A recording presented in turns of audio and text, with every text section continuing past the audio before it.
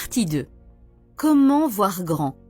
La plupart des gens n'arrivent même pas à voir les choses en grand. Ils ne se permettent même pas de rêvasser à l'idée d'avoir des millions de dollars sur leur compte. Ne vous méprenez pas, je ne dis pas que si vous voyez grand, tout ira bien. Pas du tout. Voir grand n'est que le début. Après avoir vu grand, il faut travailler dur, faire des choses que les autres ne font pas, échouer plusieurs fois et se relever, lire beaucoup, travailler intelligemment. Il y a des centaines d'étapes que vous devez franchir après avoir pensé grand.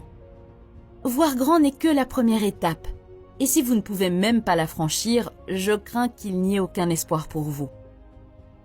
Lorsque j'étais à l'université, la plupart des objectifs de mes camarades de groupe étaient d'obtenir leur diplôme et de travailler pour une bonne entreprise ou une banque. De l'autre côté, il n'y en avait que quelques-uns qui ne voulaient pas travailler pour une bonne entreprise, mais qui voulaient créer une bonne entreprise. Bien des années plus tard, lorsque je regarde en arrière, je constate que les deux groupes sont sur la bonne voie pour atteindre leurs objectifs.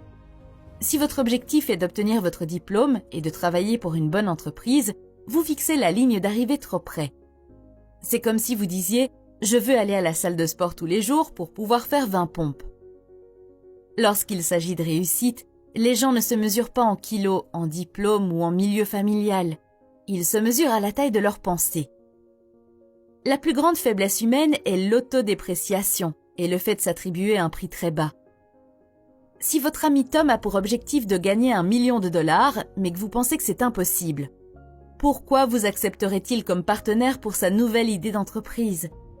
Si vous pensez que vous ne méritez pas cette belle fille, pourquoi penserait-il que vous la méritez?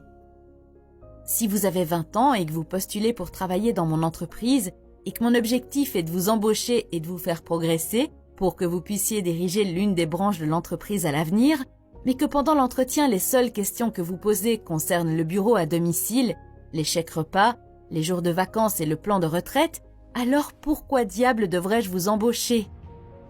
Un dernier conseil sur la nécessité de voir grand lorsqu'il s'agit de disputes et de problèmes quotidiens.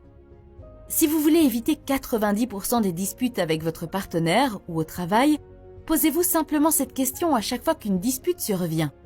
S'agit-il d'un sujet sur lequel une personne importante comme moi se disputerait et passerait son temps à le faire? Vous éviterez bientôt de nombreuses disputes inutiles et gardez à l'esprit que vous ne gagnez rien à vous disputer. Partie 3. Comment gérer la peur?